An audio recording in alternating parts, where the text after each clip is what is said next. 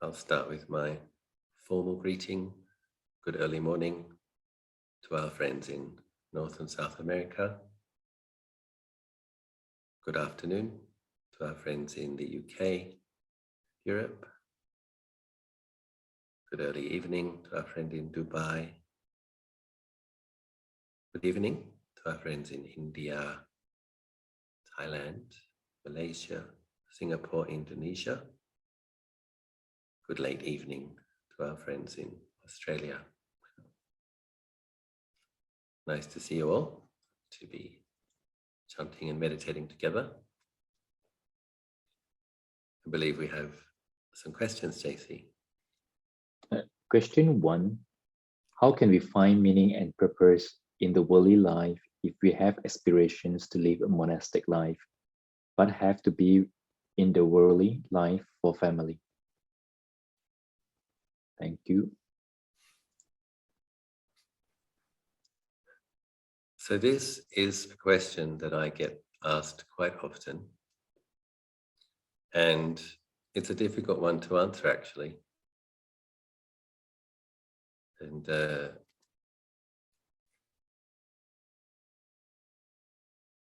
what happens in the course of becoming more generous and keeping good ethical standards is that the mind becomes more sensitive, less coarse, and we'll experience more peaceful states when we begin to meditate with discipline sometimes.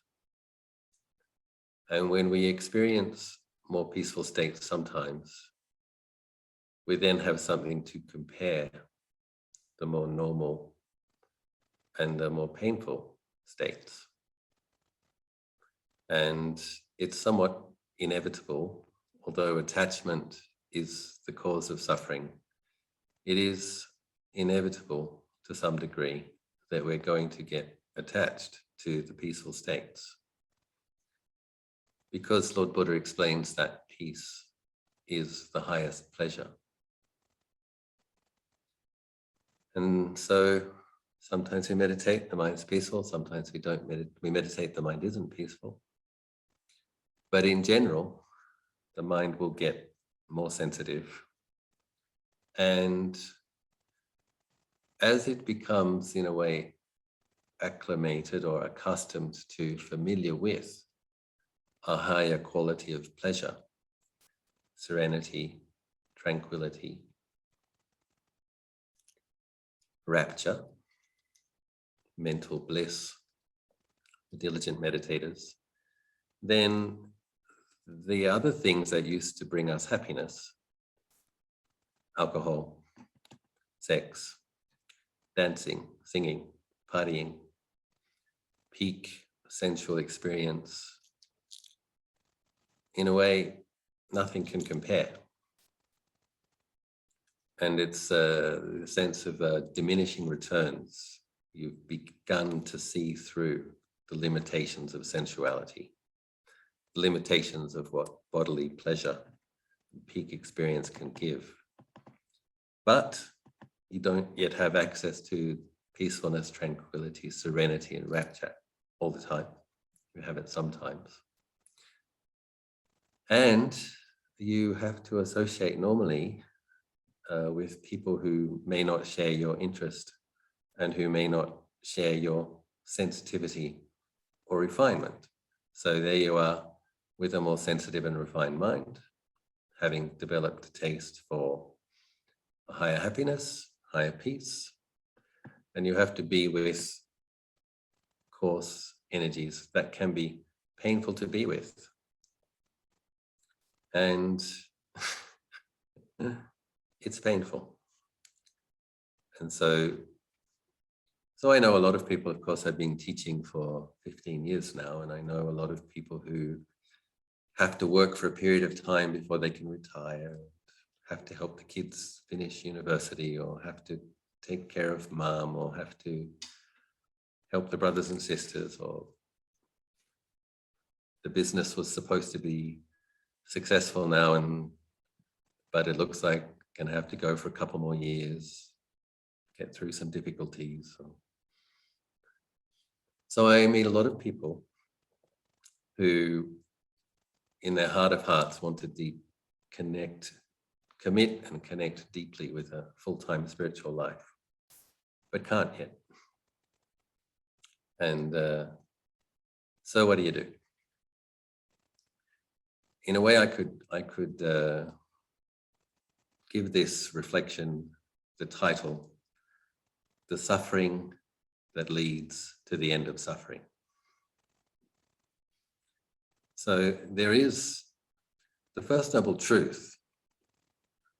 Suffering is the nature of conditions. That's the nature of conditions.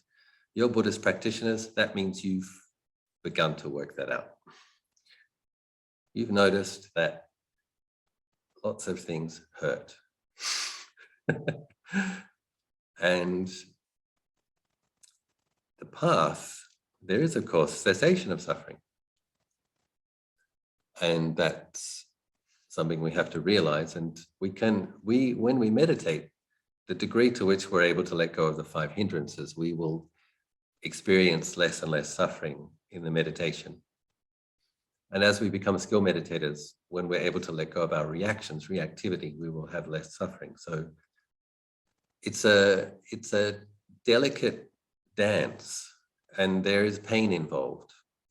You have to become sensitive to suffering so that you can investigate its causes. What is it that you're clinging to? What is it that you're attached to? What is it that you're liking? What is it that you're not liking? You have to see the suffering so that you can see the attachment under it.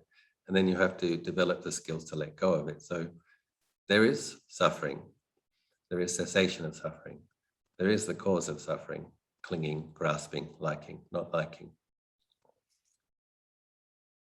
And so this is our life as spiritual practitioners, somewhere on the path towards complete liberation without remainder, as the Arahants experience when entering into final Nibbana.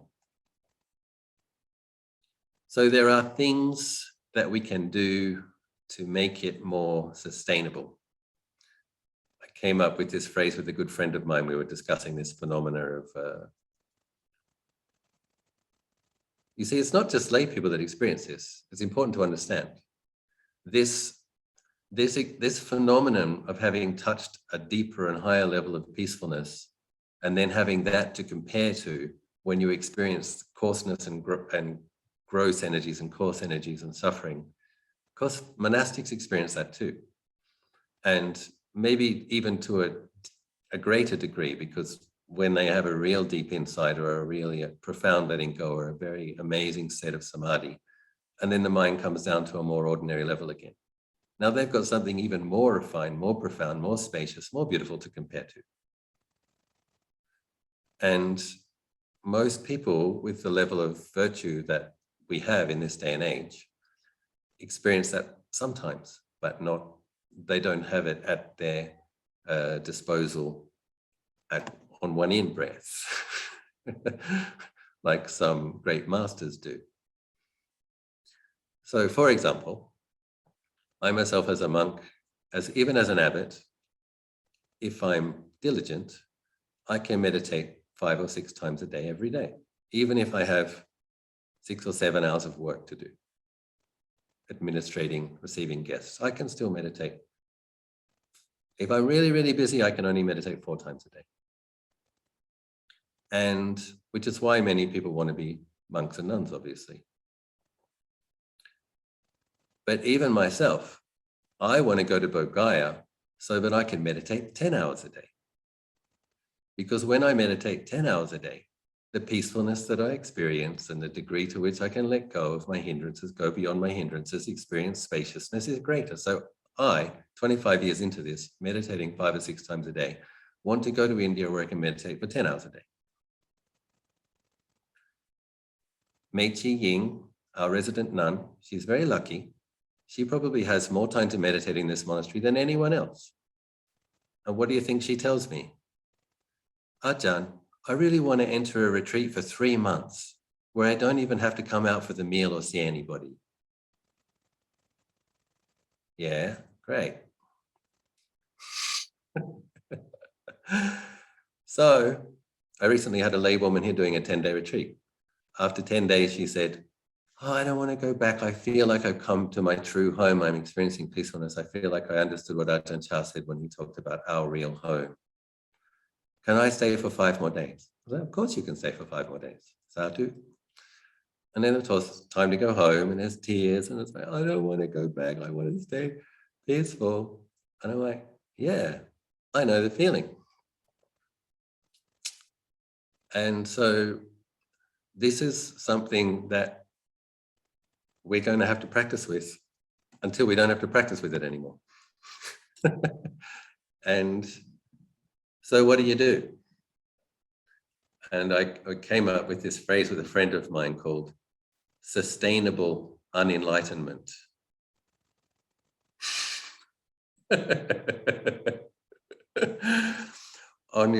Of course, I'm not telling you not to try to get enlightened. I do want you to try to get enlightened, but you have to sustain your efforts. So how do you do that?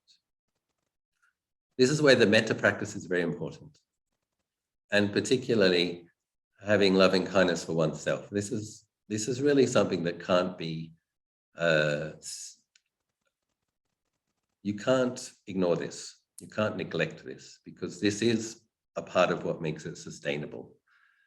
If you develop the samatha practice of loving kindness, suppose, as my teacher recommended to me and as I recommend to you, if you start each meditation session with 10 minutes of loving kindness meditation, so the first 5 minutes, breathing in, may I be well, breathing out, may I be happy, acknowledging that there's a conventional being that has some suffering. Usually when you come to your cushion, there's going to be some hindrances, some restlessness, some sleepiness, dullness, confusion, doubt, agitation, worry, some conflicts, the mind going over the day's events, who it's not so pleased with, who it's hanging on to a grudge, rehashing old wounds, new wounds. So there is a conventional being that has some suffering. Breathing in, may I be well. Breathing out, may I be happy. Spend a couple of minutes with that and allowing a warm, loving, caring, kind, friendly energy to abide in your heart center. This is enormously important because in a conditioned world which has a nature of suffering, and in the process of learning how to let go of the causes of suffering, you are going to need to be kind and friendly to yourself. And being kind and friendly to yourself doesn't mean allowing you to do foolish things. There is such a thing as tough love. If you're kind and friendly to yourself, you will be giving yourself tough love as well. When you're being naughty, say, not because I care for myself, I'm not going to do things that will lead to future suffering, never-ending suffering. So establishing goodwill for oneself, friendliness towards oneself, a healthy self-concern is fundamentally important. And one of the reasons we keep the precepts is because we don't want to harm ourselves or harm others. Let's stop doing that and be kind to yourself. Now, when you become skilled at this, now you don't stop there, because if you become just interested in your own happiness, you will resent every bit of impingement and the suffering that others appear to cause you. So we can't stop there, but we do have to establish healthy self-care and the ability to hold loving kindness in the heart space. Once we've done that, of course, we include more and more classes of beings. Start with people for whom it is easy to feel feelings of loving kindness towards. Include neutral beings, eventually include difficult, challenging beings, and eventually include all beings. Because when you have a disposition that wishes well to all beings, then your journey in samsara is going to become more sustainable.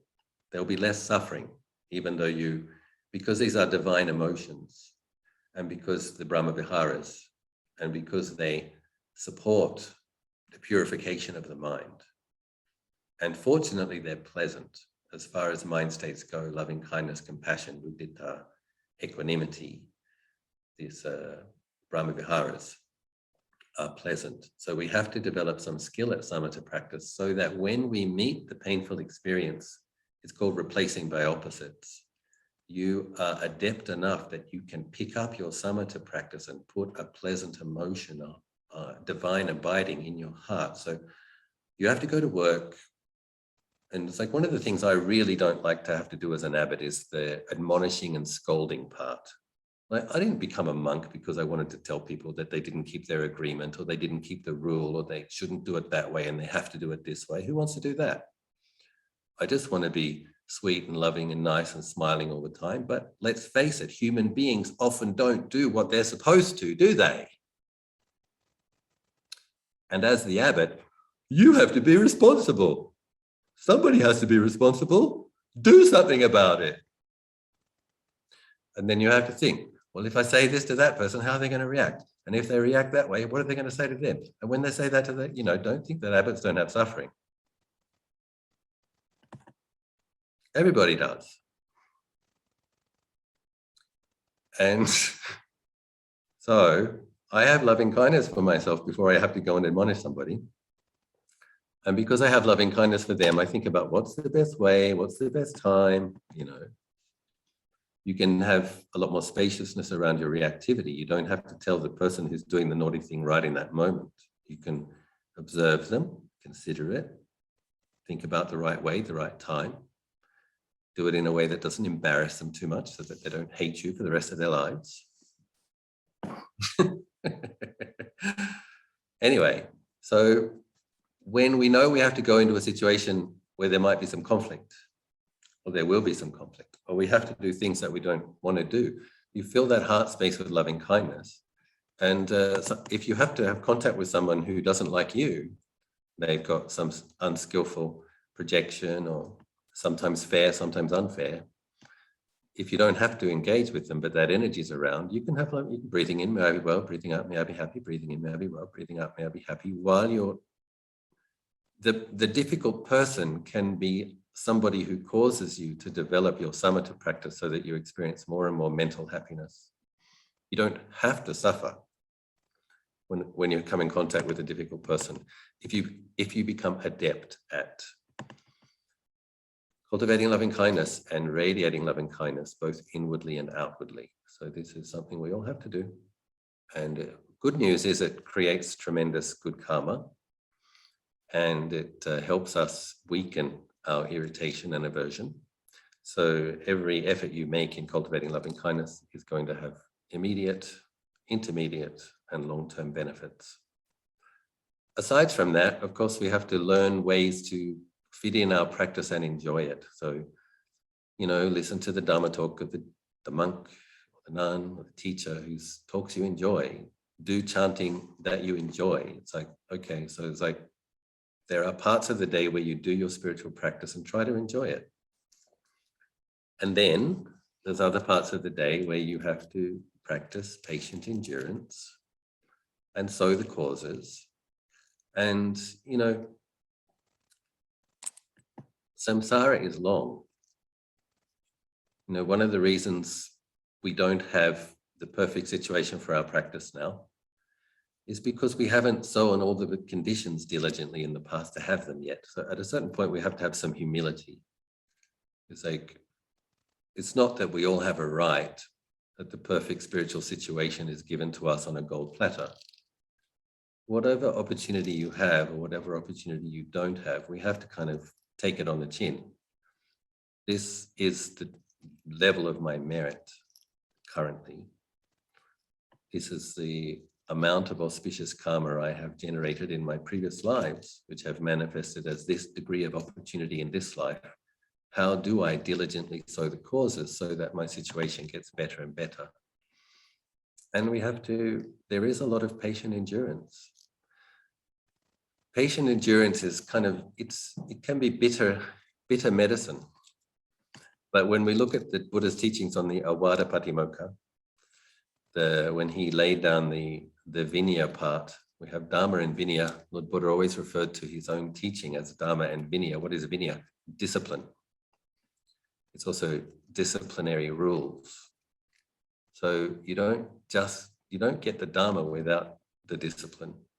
We have to put the effort into our practice to get the results.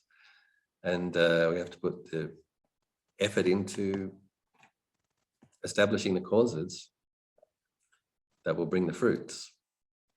But what Lord Buddha said about patience in the Awadapatimokkha teaching is, he said, patient endurance is the supreme incinerator of defilements. So enduring patiently isn't a waste of time. Enduring patiently with difficult situations and difficult emotions and difficult people and difficult karmas is incinerating your greed, your hatred, your irritation, and your aversion. So we have to have long-term optimistic view, strategic optimism, that however much you invest in your practice, your opportunities to practice will get greater. However much time you invest in patiently enduring unskillful reactions, your mind will be becoming more developed, have more of a capacity to be equanimous, rest in equipoise. So it's all a good investment, and it's all going to bring great dividends. But we have to work with it the way it is. Obviously, whenever you do get an opportunity to practice, you really better seize it, because the thing that's going to sow the causes for having more opportunities to practice, eventually possibly being able to live a contemplative lifestyle. You actually live in a monastery with other like-minded practitioners, get to meditate more than other people. That you have to take the opportunities that you have to practice and practice, because that's what sows the causes for having more opportunities to practice. There's really no other way around it. And so I wish you and me and all of us somewhere along in this process of purifying our minds, great patience, great loving kindness as we diligently sow the causes. Thank you, Prajan. Suffering that leads to the end of suffering. Ajahn, question number 2. Dear Ajahn, since I began meditating, I have become very emotional. I am very quickly moved to tears and I start crying, either when seeing something ordinary and negative, like people arguing in the street, or something painful, when I witness the suffering of other people, children, or animals. I sometimes start crying when reading or hearing a Dhamma talk. In my chest, negative emotions like anger and frustration feel even heavier and more dense than before. Is this normal? What can I do to deal skillfully with these emotional states? I am deeply grateful.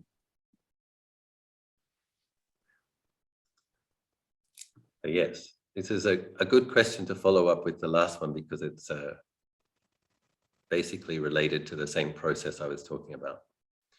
That when you are more generous and you are ethical and you meditate, the consequence is a more sensitive mind.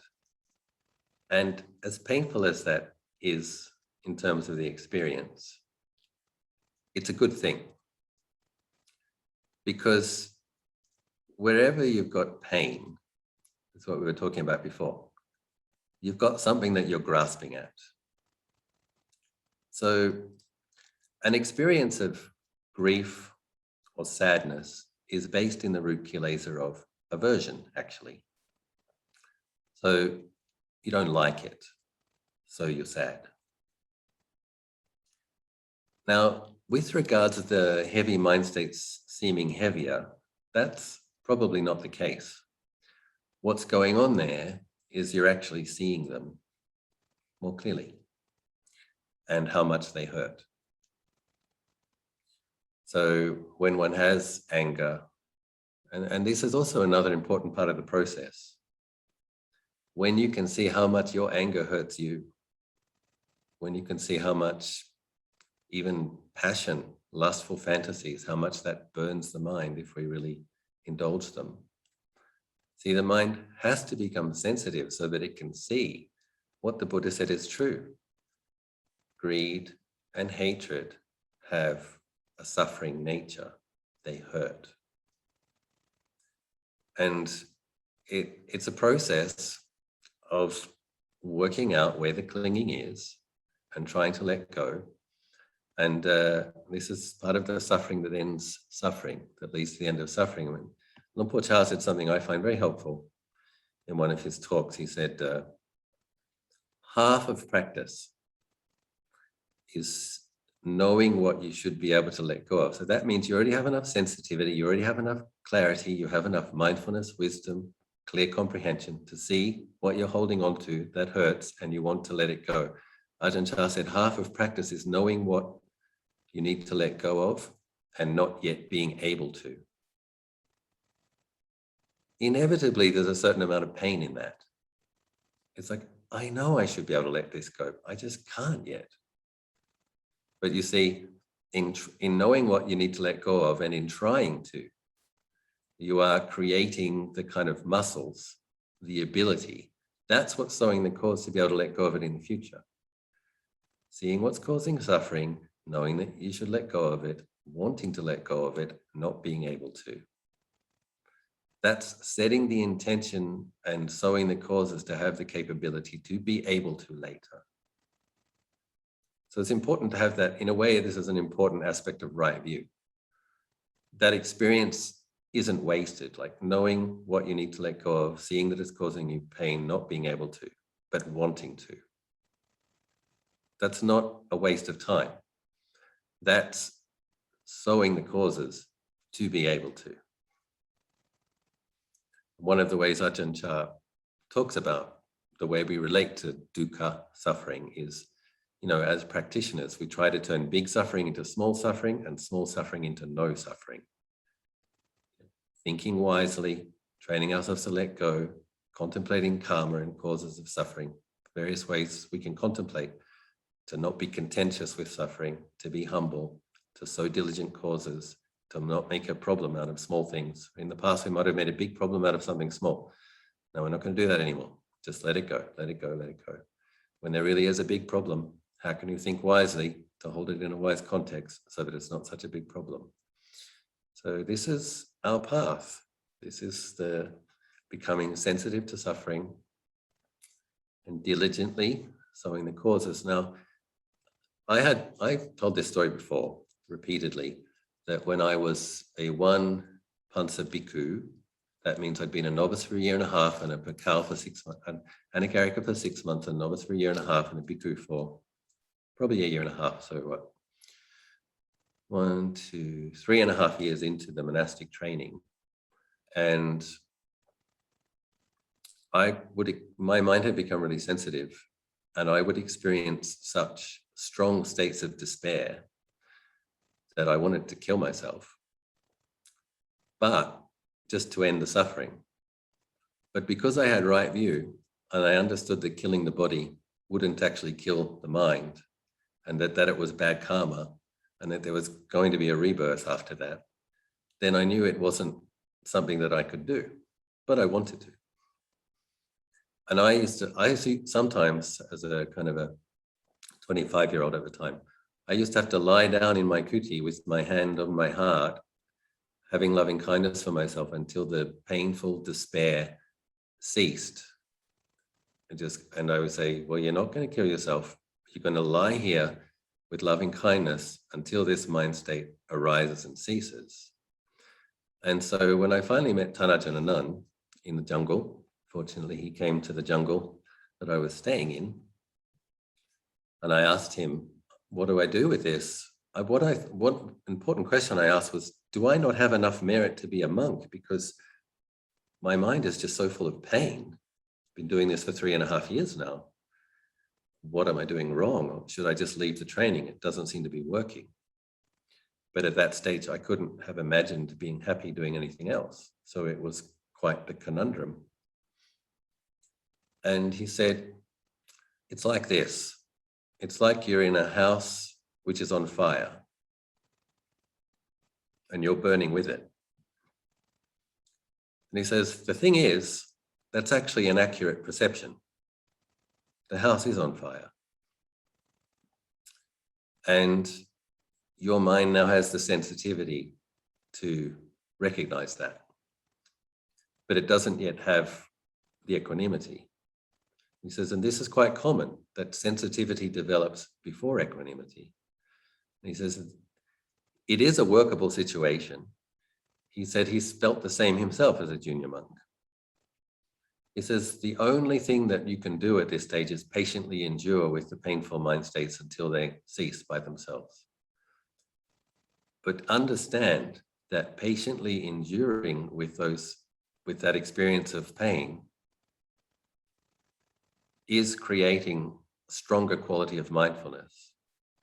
So that eventually, when the quality of mindfulness gets stronger, you're able to separate the awareness from the object.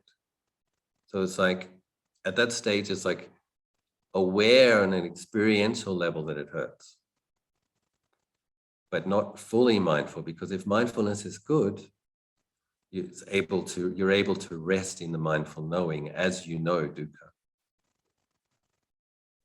But the truth of dukkha is true. It is unsatisfactory. It is painful. It's bound up with greed, hatred, and delusion. Conditioned, all of the conditions that we're identified with. And becoming sensitive to that is a good thing, but it is painful.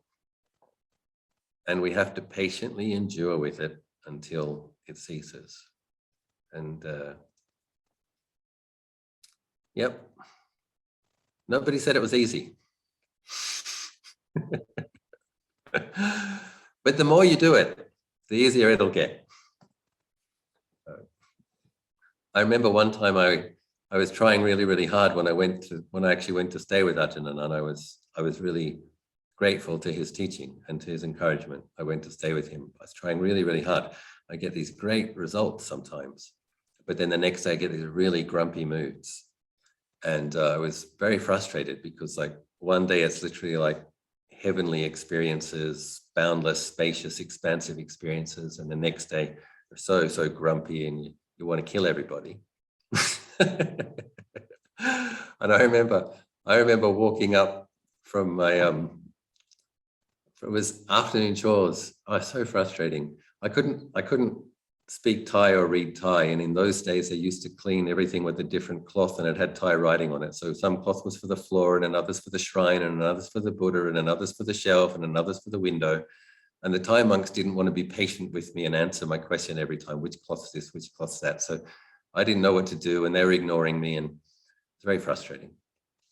And I remember feeling, and then I was upset with them.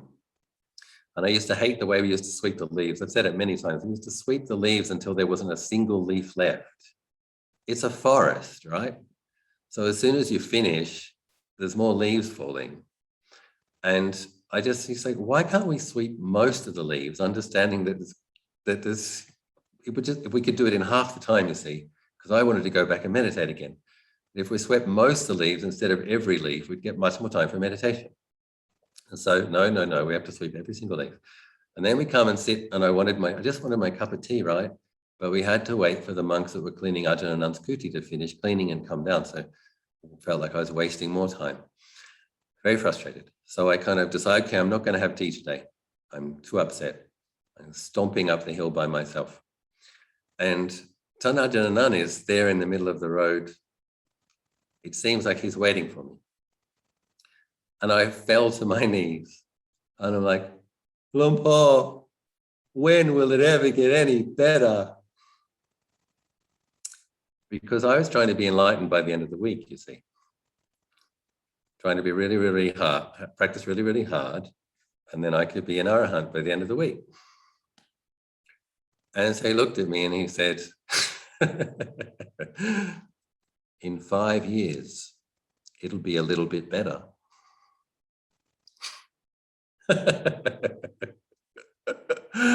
I'm like, what? No, wrong answer. And in 10 years, it'll be even better. And then he told me, you're trying too hard. So actually those heavenly mind states, those spacious mind states, those blissful mind states, because you're trying so hard to get them, that's actually what's causing the grumpiness the next day. It's like you've got this bucket of water and there's silt on the bottom and you're picking up a stick and you're whacking it really hard. with all of your desire for liberation. And it's causing the silt to stir up and making the mind muddy. So he said in Thai, "Dong dang jai podi podi, ya pun dang jai mak bai." You have to apply yourself to the right amount. Don't apply yourself too much. And then he gave me the advice to spread loving kindness to myself for the first 10 minutes of every session. And then he says, and Ajahn, so you need to contemplate not self hundreds of times, thousands of times, tens of thousands of times. Because there's a big sense of self that wants to be enlightened, right? And there's a big sense of self that doesn't want to sweep the leaves, and there's a big sense of self that doesn't want to wait for the cup of tea. I'm going to get enlightened, not like all these lazy Thai monks that just want to sit around and talk.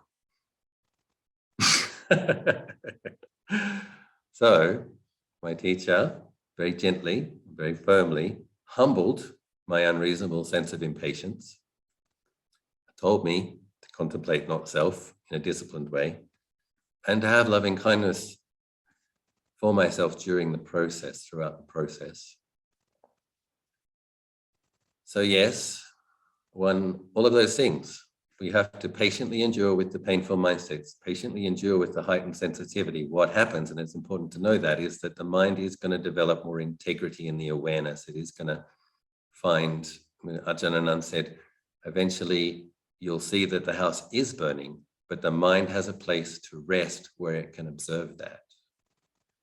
But it doesn't have that in the beginning when it is in the burning house. It has to patiently endure with that correct perception until it gets strong enough to separate from that with a strong quality of mindfulness and clear comprehension. And all of the things that we do in our practice, the metta, the sila, the contemplating not self, the samatha, all of it is what supports that process. So once again, I wish you all well and myself well in that ongoing deepening process.